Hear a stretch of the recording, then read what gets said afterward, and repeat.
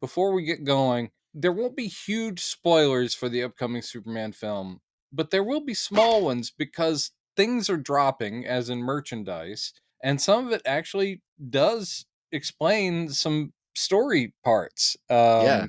including like the junior and kid novelizations and things like Oh, that are coming out. So a couple of characters I was like, I have no idea what the hell that is, are now explained for me thanks to kids' books. okay. Some of this I may not have heard yet. So Yeah, we've been seeing toys coming out, and that also gives away some stuff. Ew! Doo-doo-doo-doo. that's a really nice looking cap you got there, man. You know what? I'll say this. It's a high quality hat. Is it? It feels good. It's a little cushy. It's like, A little boop, cushy? boop, boop. And that logo just pops. I've gotten comments on it. Even people that don't know I do a podcast called Prodigious Saps. I've had people, Nice. what a cool cap. I'm like, yeah, dude. That's It's a damn trucker cool. cap. You're- Good for summer. It's got the little screen. Yeah. Okay, cool. Nice and cool. Have you seen that selection of action figures in a box? And I think they call it the Luthorcorp Lab or something set. It's Superman Metamorpho and Mr. Terrific, I think. Then you get Luthor, and the exclusive thing is he's in a battle suit. Yep. And you get a Krypto, and you also get this little green dude that we have seen referred to as Baby Joey. Mm-hmm. And we're like, what the hell? And I'm flipping through comics. Baby Joey. Which is also how I read comics. It's just I do this. Yeah. I don't bother to read them. I like the pictures. And I often will just recite Baby Joey. Yeah. Baby Joey. That's sort of like Great Caesar's Ghost. Yeah, Baby Joey. Whenever I see something our president has done, and I'm just like, Baby Joey.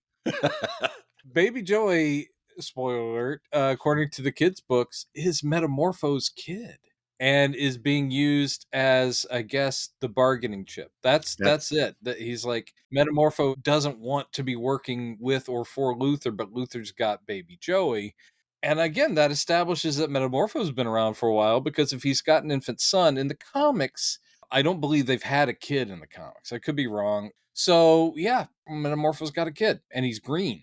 So I don't know what that's all about. Crazy, man. I know, it's nuts. It's almost like we're in a comic book world where you have green babies. Okay, yeah, it says, I'm looking at the DC Universe Wiki. There's very little info on him, but it says in the comics, Joey Mason is this young son of Rex Mason and Sapphire Stag.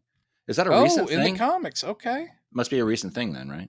Date of birth 2020, so it's probably in the past several years. Okay. All right. Yeah, all right. Well, good. So actually, again, that just shows that, man, I guess James Gunn does his homework and is possibly more up to date on what's going on over DC than I am. Oh, that's sad. He has similar powers as Metamorpho, according to this, as who temporarily had the ability to transmutate in the nuclear properties of other objects.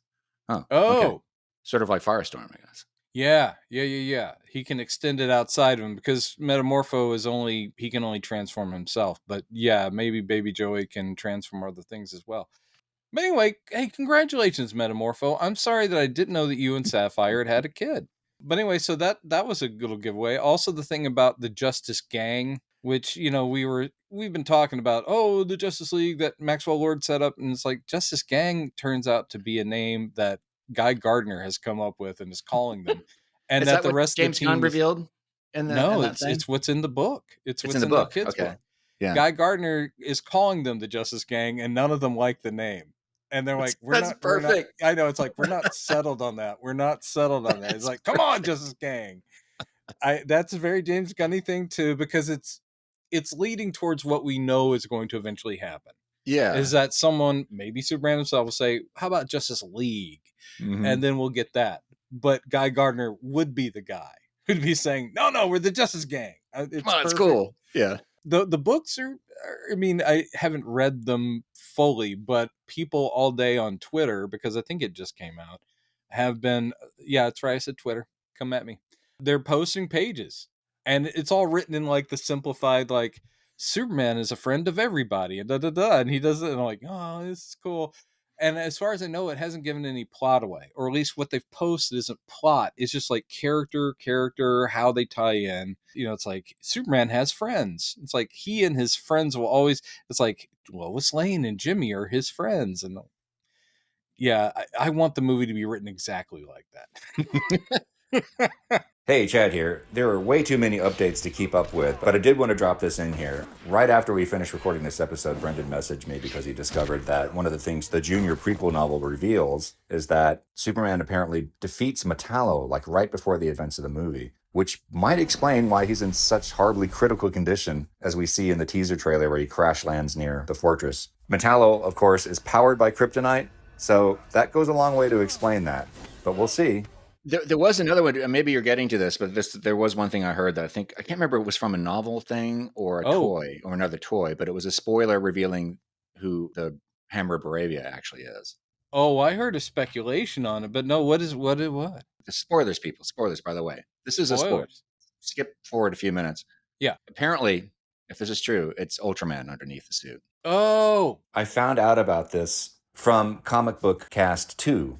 Thanks to a video that Armin there posted a few weeks ago. And I didn't retain it because it's about Funko Pops, and I know nothing about Funko Pops. But the deal is that some characters will have chase versions of them, which are basically variants of the same character. And the way you can tell is that, number one, there's a little chase logo on it, but also they will have the same Funko Pop number. So that's very interesting and kind of a dead giveaway if this is accurate. But yeah, there it is. We still have the mystery of who he is.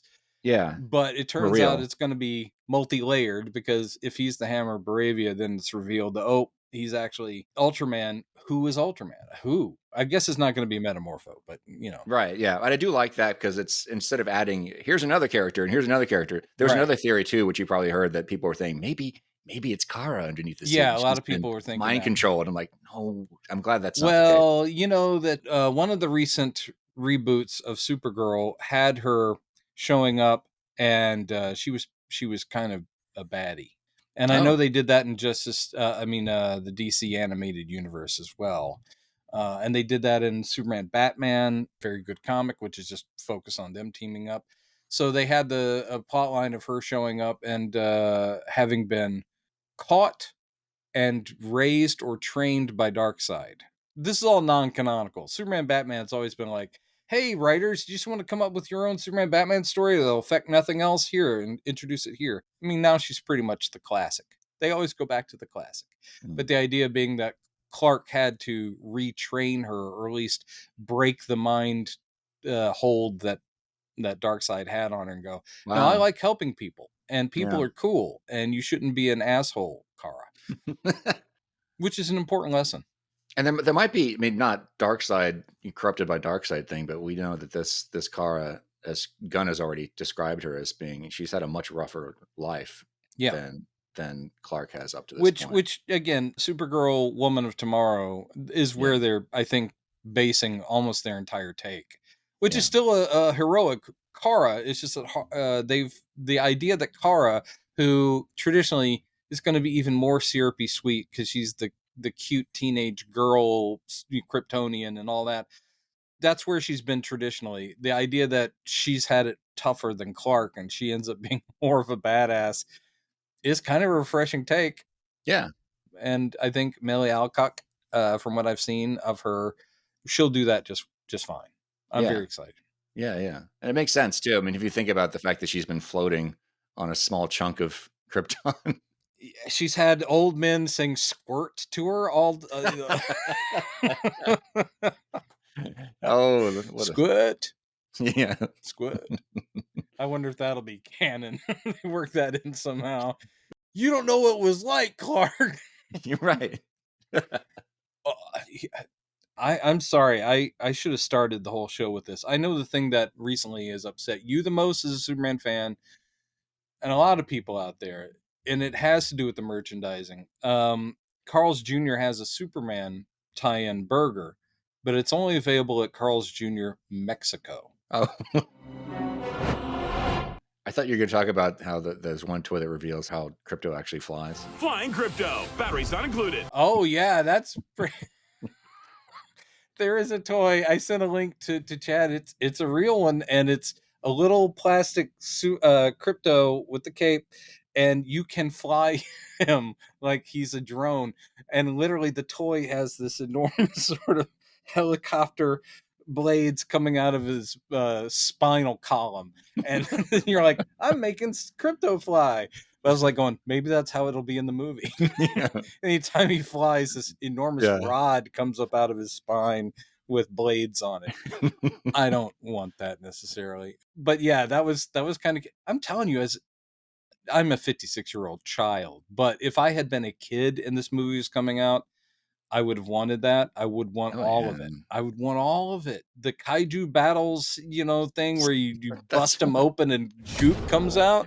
That's what I'm most intrigued by. And this is one of the only toys that Gunn has commented on. Somebody said, so does Superman kill the kaiju? Oh. And he commented, said, not actual footage from the movie. Yeah. So he didn't say no, but it still remains to be seen what that actually is. Like, is that something that actually happens in the movie? Does a creature get disemboweled? Well, here's another idea. What if the creature is not actually that, but is composed of some protoplasm type stuff? So maybe that's it. Is that Superman? And this is wild speculation. You'd be proud of me. You should be proud of me. This is me doing a Chad, where I actually thought about it. Like, well, in the movie, it could be that Superman eventually is able to disrupt whatever holds it together, and then he just becomes goop. It's like maybe the blue goop is the protoplasm. So maybe it's a created. I kept thinking, yeah, the kaiju's got to be created. So it may be a Luthor creation, and maybe it is a thing. It could be maybe too, like it was rigged to have it to like split open like that when Superman knocks it out. Like he was just, you see him, he's going for an upper decker to the chin or something. Yeah. Whatever you call it, upper decker. Is that what you call it? No, an upper decker is something very gross. We'll talk about that later. Moving on. Uppercut. He's going uppercut, right? Upper decker. Upper decker. I'm so sorry. I'm just trying to picture Superman leaving behind an upper decker, and it's all kinds of wrong. Anyway, keep going. So maybe he hits him here, and then the kaiju goes, ugh, his belly splits open, and everybody's like, what? And so people are like thinking, so people get, maybe that's why the public is mad at him, because he spilled guts out over the town. Possibly. I don't know. Another possibility, the whole idea of Luthor creates something like a threat so that his soldiers or whatever can come in and save the day. So in other words, and that's from the animated series. So what if this whole kaiju thing is a Luthor creation, and it's supposed to be Ultraman or one of his or his group of the soldiers were supposed to save the day, which would make Luthor look good, and instead Superman does, which spoils everything. And maybe that's also a way that Superman can expose Luthor. Like, he just toppled buildings so that you would admire him, that kind of thing. But yeah, maybe Superman defeats him by making him turn into blue goo. All I can say is it looks like a very cool action. The comment I thought you were talking about is he did comment on that commercial. But on his own Twitter account, the commercial's on there, and he just commented, and he goes, hilarious. Oh, yeah. He really liked the toy commercial. He's like, that's hilarious. So it makes me wonder, it may not even be something that's in the movie. Probably. Guts. Yeah, probably not. And this will all have been just like... Maybe it's all Todd McFarlane who came up with 2 months from now, we'll be like going, hey, you remember when we thought that was going to happen? Right. But sometimes, I mean, I, of course, am very envious of James Gunn because of that's... And like, someone like a Kevin Smith where nerd gets rewarded. How surreal must it be, because he's around our age, to now have made movies, including Guardians and all that stuff, where there are toys based on it, and they do those commercials that he would have watched as a kid himself. Yeah. He must be like going, man, that came out of my head, and now look at that. Like, kids are watching it. Now, Battle Punch Superman faces off. Oh no, I gotta save Hawk Girl. Whatever it is, that's gotta be fun. Battle Punch Superman. Battle Punch Superman. Did you just make that up? Yeah, but it is on my it's on my business cards now. Oh. Brendan Jones, and underneath it goes Battle Punch Superman. I don't think there is a Battle Punch Superman, but it probably should be. It should be. I along these lines, while we're talking about the kaiju, there was a theory. I meant to bring it up when we were doing the trailer breakdown, but kaiju theory. Here we go. I kept forgetting about it. But this ties into that squirrel, that weird squirrel game we saw. The squirrel that you will never let go of. The squirrel is is your white whale. Yeah. That's right. So we only know about the squirrel because of at this point, we only know about the squirrel because of the on set or on location pictures that were coming out when they were shooting in Cleveland last summer. We talked about it a couple of times, and we have a whole video where I'm showing all the pictures of what happened with the squirrel. And people were theorizing that, maybe it's Chip from Green Lantern Corps, which I think would be a little bit of overkill. Like, how many characters are, I mean, I'm a proponent of like, well, no, we need these superhero characters in the movie, but throwing 2 Green Lanterns into the movie, especially an animal-based one, it would be a little over the top. Well, if you put Chip in there, people would immediately go, "Oh, you missed Rocket Raccoon? So now you got a talking squirrel." By the way, Chip wouldn't need Superman's help because he's a Green Lantern. Exactly. That's the other thing. So why would he be needing to help? So, but if you really study the pictures, I think it's pretty obvious it's just a normal squirrel. That's why he's taking it back to a city park. Yeah. And the one shot we do see from the scene is in that behind the scenes look. You can see it's like behind the camera. You see him. It's the same shot where you see him looking up after he's interacted with the squirrel. He's in the same spot and he's looking up, which made me think that must be during the Kaiju battle because it's kind of similar to when he saves the girl. There's another shot in that same behind the scenes where he's looking up again. So here's my theory about the squirrel. I'm ready. One of those shots, they're doing wire work where you show him floating low to the ground through the park as he's apparently holding the squirrel. You can't really see it from the angle, but you see citizens of Metropolis are filming him with their camera phones. And then later, there's another shot where it's the shot where the Justice Gang and Superman are walking into a crowd of people who are cheering them. But then somebody hands Superman a phone and he's looking at it. And as he's looking at it, the camera's circling around him as he's looking at this and getting upset. And then the crowd is all of a sudden they're angry at him too from seeing what's ever on the phone. So it's like, seems like, this may be a spoiler, it seems like right after defeating the Kaiju, if that's what's going on, something gets leaked on social media that makes him look bad. My theory is that Luthor grabbed footage of him saving the squirrel and made it look like he was saving a squirrel while this other thing was happening. And so it's like, he's doing his superhero stuff to save squirrels. Chad, I love your brain. You're like, you're A to being. You're connecting dots. I bet James Gunn himself was like, "Oh, I could have used that. That's pretty good." It'll end up being nothing like that. I mean, I'm just trying to think why. I mean, the squirrel moment would be really touching just because, saving cats from trees and stuff anyway. Yes. But there could be, I'm just thinking that might be something that's actually tied into a plot. Yeah. Luthor uses it against him. Let's go with that. So I don't know. When the movie hits and that is what it's revealed, I know that you will kind of like in the theater be going, "Woo-woo! Anybody? Yeah. Anybody? Yeah. Who called it?" And you will be absolutely right to do that. I never would have thought that. Putting all the pieces together based on what we've seen, like I'm jazzed that they're releasing some of that stuff. I don't want to read any plot specific. So I'm glad that what they were releasing were those little like character things, because I still don't know, as we shouldn't. The movie hasn't come out. Like how the story flows. And we had that conversation already. Like, does it end with that jellyfish thing, or is that at the beginning? Or it's like, is the Kaiju the first thing? Or actually, we know that the movie starts with him showing up in the Arctic all beat up, right? Don't we know that's sort of the beginning? Or at least that's what he said that, yeah. Right. We know that the conversation he and Lois have are a 12-minute conversation. I'm sure it'll be intercut with plenty of things, but still, like, he's dropped little structural hints, but we still don't even know what the story is. And if there's a villain or plot beyond Luthor, which there could be. Right. Because I think even though we have the engineer in there, he kept talking about the Authority in general, not just a character from the Authority. Is it possible that the bleed comes in, multiversal stuff right there at the... And we know that Peacemaker Season 2, which we'll talk about a little bit here, involves Pocket Universe. And I'm sure it ties in. And in fact, he did. They had John Cena and him, and they were giving out some plot things explaining how, yes, everything that happened in Season 1 did happen. Is that the DC universe that you're about to see, or is it this other Peacemaker who exists? It's like, okay. It's literally sort of like the mirror universe sort of thing. Yeah. And his father is still alive in that pocket universe, so the white dragon still exists. And also his brother apparently never died. Yeah, his brother apparently never died.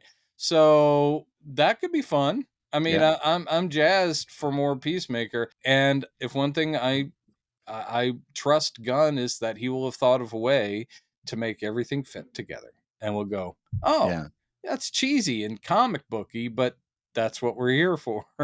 So did you see the sizzle reel that they put out a few days ago of Sizzle Peacemaker? reel. Sizzle. I don't know why they call it sizzle reel. It's a teaser. Yes, I did see all that. Well, there's a couple of interesting things in there. One of them, I was like, you see one guy flying around and like plowing through a helicopter, which I think that's supposed to be Peacemaker's brother. Like he's got some kind of power suit or something. Yeah.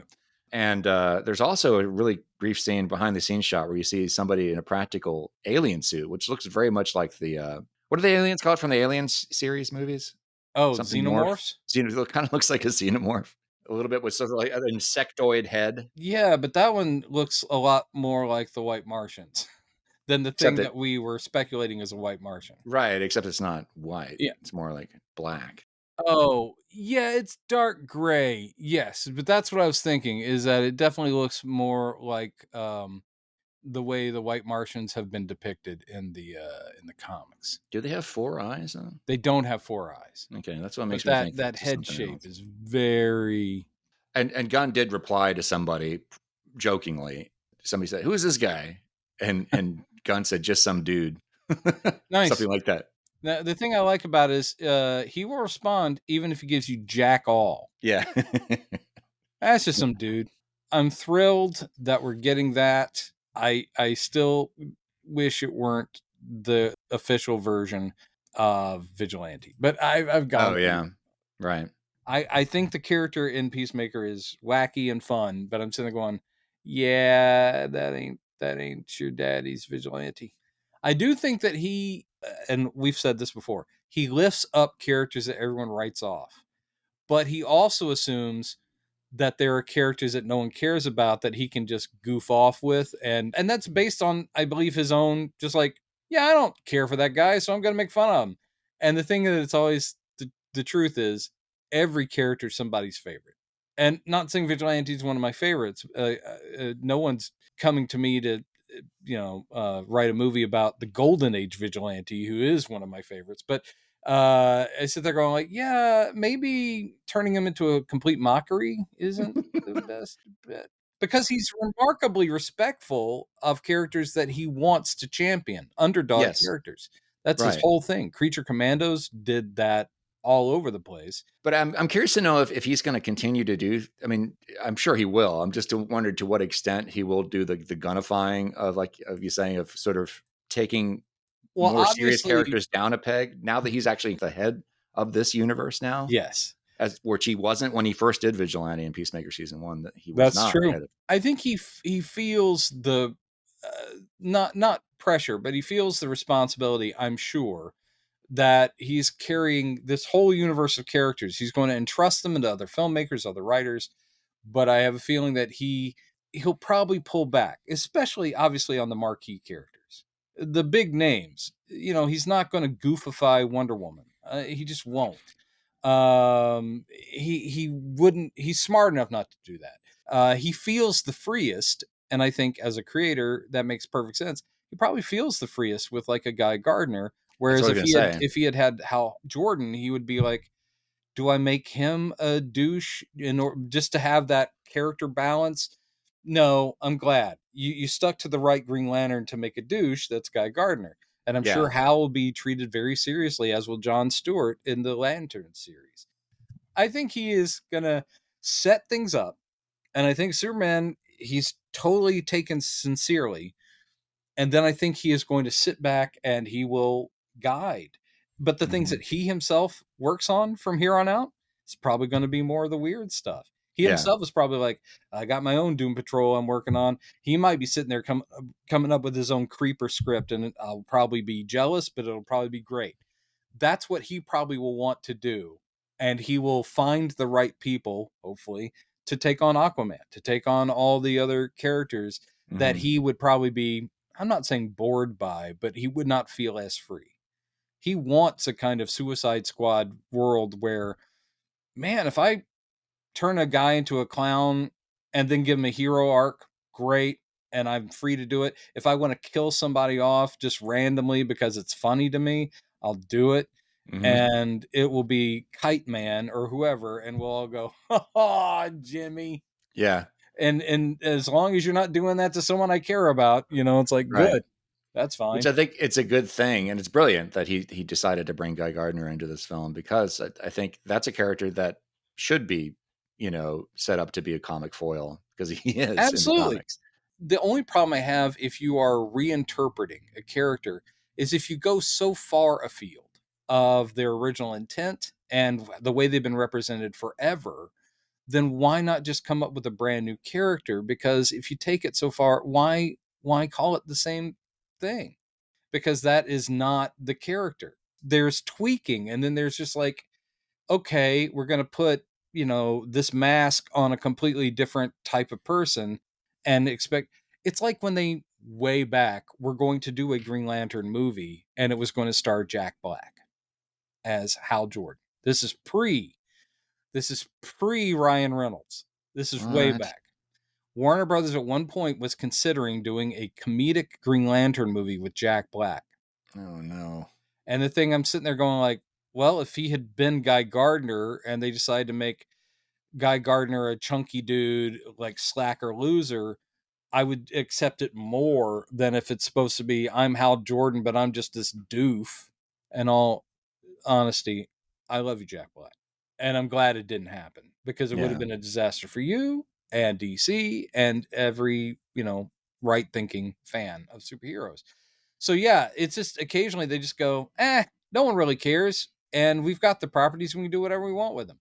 They could have done an Aquaman movie that was nothing but people making fun of the fact, like, what do you talk to fish?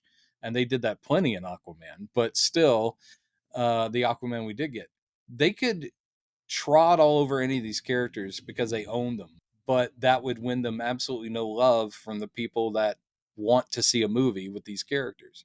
Yeah. So yes, I think that generally speaking, he makes smart choices, just like Feige does. If you're going to tweak, at least keep them in their lane. Guy Gardner is already set up to be a douchebag idiot who gets punched out by Batman when he goes too far. I really hope we get to see that in a future movie. I hope we get that. Oh man. I don't know who the Batman will be, but I just want to see Nathan Fillion getting decked by a Batman. Well, the Gunn said somewhere, I can't remember where it was, there's going to be a big, literally said big cameo. Yes, towards that's the end right. of season 2 of That's Peacemaker. that's the rumor. So, and the easiest thing I was thinking, well, it's probably Superman showing up, which would make sense. But it could be anything. We don't know. But I'm wondering if it will be another big Justice League character we haven't been introduced to yet.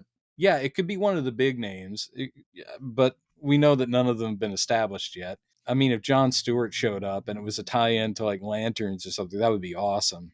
It would be just really, even if it's not surprising that Superman would show up, I think that would be really satisfying, because that's something that, for example, Marvel has never, they've had trouble doing that sort of thing because of licensing conundrums. That's true. Crap, which DC does not have. That's true. Marvel doesn't really have the same freedom. I know there was news that apparently there's two. This is not really that interesting, but apparently there's 2 composers on the film now. It's not just John Murphy. Yes. Somebody else. All I can say is I am tired of the internet. I'm tired of it. It's not that I don't hear behind the scenes stuff with movies, whether they're superhero or not, that I go, oh wow, okay. But people jump on everything because they're so ready for failure. But the news that they brought in a second composer, suddenly there's a bunch of tweets of people going like, bad sign, and another test screening where they're like going, and apparently they're doing some more edits, bad sign. And I'm like, stop. Yeah. And I've literally seen the same thing where they've announced that the budget on Superman is like $250 million, and again, that's ridiculous. Then they're like going, but someone else is like going, but let's look at what that would have been in 1978 dollars, and they're like going, like if you were doing Superman the movie, they're like, it's actually kind of comparable. It's just the way inflation and effects and things have gone up there. So I Right. saw two different takes. Some people like going like, hey, that's totally reasonable for like a blockbuster Superman movie. And the projections already that it's going to make crazy amounts like right off the bat. It'll easily make that back. Then the exact same numbers in another article, people are going, this movie is doomed. It has to make 900 million just to make its money back. And I'm like, guys, can we just let the movie come out and stand on its own feet and Yeah. see how it does with people? I have a feeling there's going to be a lot of that as we get closer to getting real box office returns for this. And the people who've been naysaying it, they're going to keep moving the goalpost. Yes, They're going to keep, they definitely will. oh, it's, I just still don't not even, enough. I honestly, because I'm totally selfish, I only want to see a movie that I enjoy. And the only reason I want a movie I enjoy to have huge box office is so that will be encouragement to keep going, either in a franchise or series, or just make more movies like this, because obviously it worked. I don't care how much it makes. I only care how much it makes so that the filmmakers can continue to make good movies. So I never speculate on box office. I sit there just going like, everything I'm only weighing against, will this entertain me? Does this look like it's going to be my jam? This looks like it's going to be my jam. If it fails, like I sent you that clip of Mark Miller, the Scottish comic writer, who I like and not like. Like, he's done some stuff I've really liked, and he's done some stuff I was like, eh. But he's always been a huge Superman fan. It's like, as postmodern and cynical as a lot of his comics writing is, he's like a lot of the Brits, a diehard like Silver Age Superman lover, and he's like going, it just looks great. He goes, I'm sorry, I mean, if people want to just jump on it before he even gets it, he goes, but I think this will probably be our best Superman since Reeve. He goes, this feels right. Yeah. And I'm like, oh, Mark, see, underneath the cynic is just one of us like going like, oh, I believe a man can fly. That's right. Baby Joey. So anyway,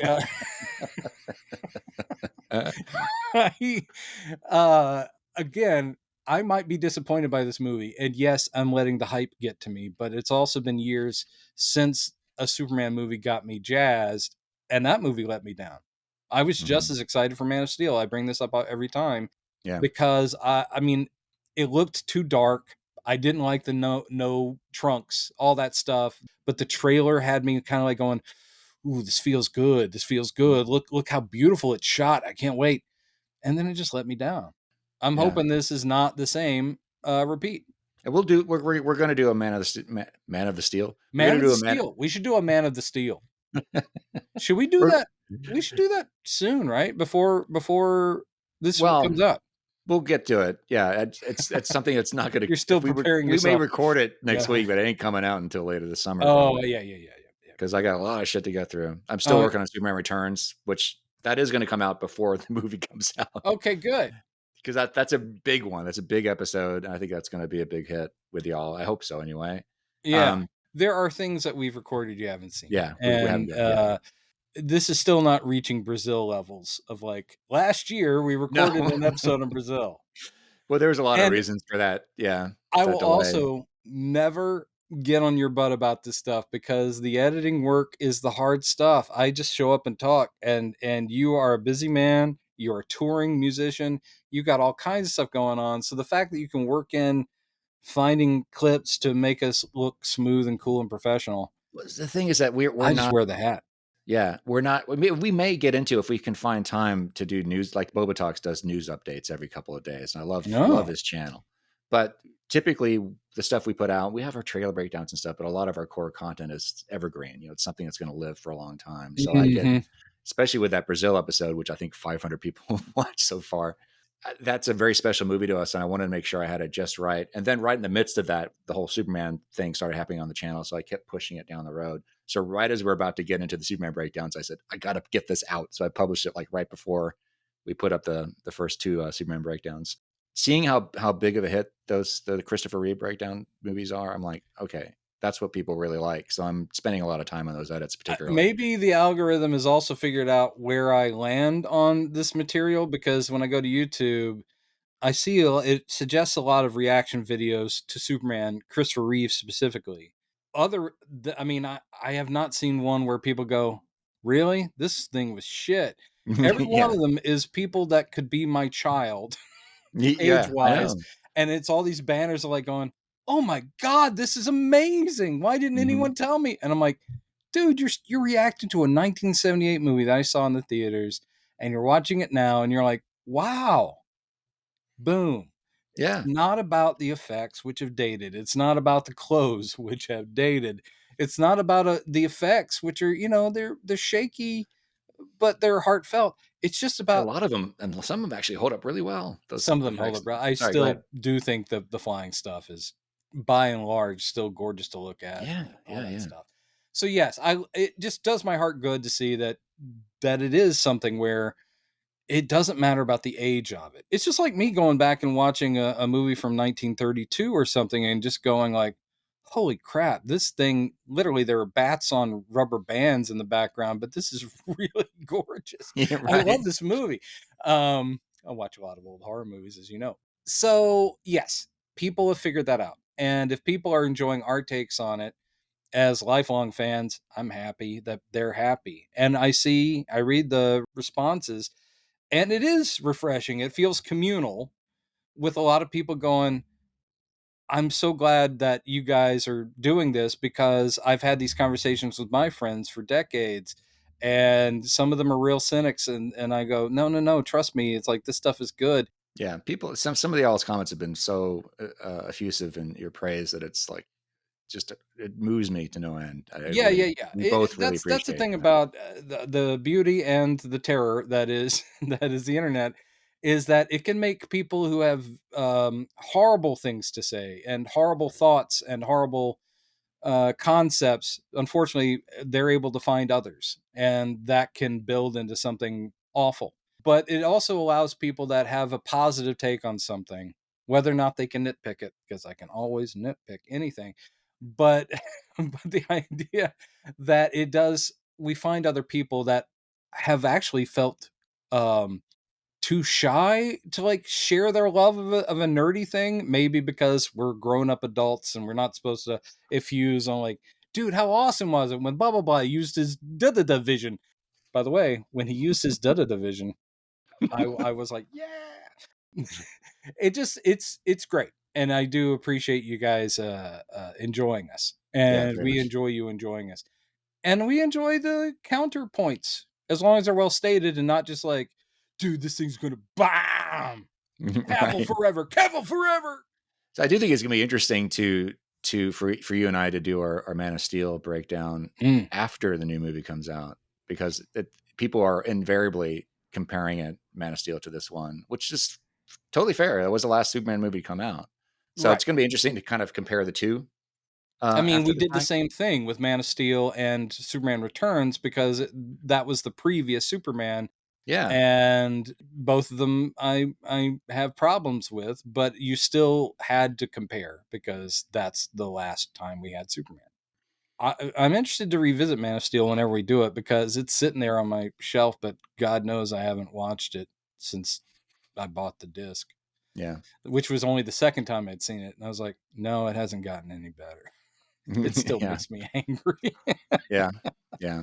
Okay, but anyway, so for now, our mood is up. We're very positive. The popcorn bucket has been revealed, Has it really? or one of them, because I think chains have their own or different ones. But one of them is Tell the me. it's the symbol, it's the shield, and the popcorn goes inside of it, but it's LED, so it also lights up red and yellow. Ooh. Boy, I hope no one lights that up in the theater, though. I'll be like, fuck you, Yeah, turn that shit yeah, off, eat your popcorn.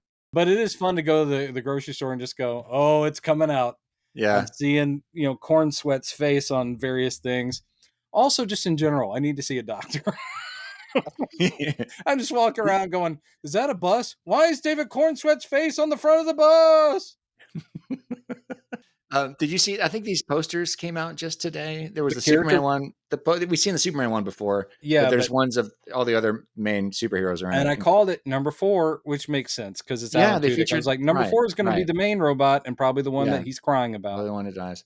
R.I.P. But my favorite one was Mr. Terrific because you get to see the T-spheres up really close. Oh, it's so good. And you see such a close-up on how that mask is on his face, too. It's really cool. Yeah. Oh, Mr. Terrific. Damn. I'm just jazzed, everybody. I'm just jazzed. Sorry if you have a problem with me being enthusiastic. By the way, tune in, in a few weeks because you might have an episode of P-Saps where we're both like going, yeah, so yeah, right. So that it did. We saw it. Came out, and so you want to talk about Last of Us? And we're like going, yeah. Should we? Andor? Should we go back to talking about the Phoenix? Yeah. Judson Scott. Finally do our Judson Scott full episode. Original Ghostbusters, maybe. Yeah. I doubt it will be that way, but we'll see. We'll see. Keeping enthusiasm and an open mind, and also I trust in James Gunn. I really do at this point. Yeah, I'm freaking psyched, man. All right, guys. We'll see you later. P-Saps out. P-Saps out. I said P-Saps. P-Saps? Oh. Yeah, that sounds gross. I am.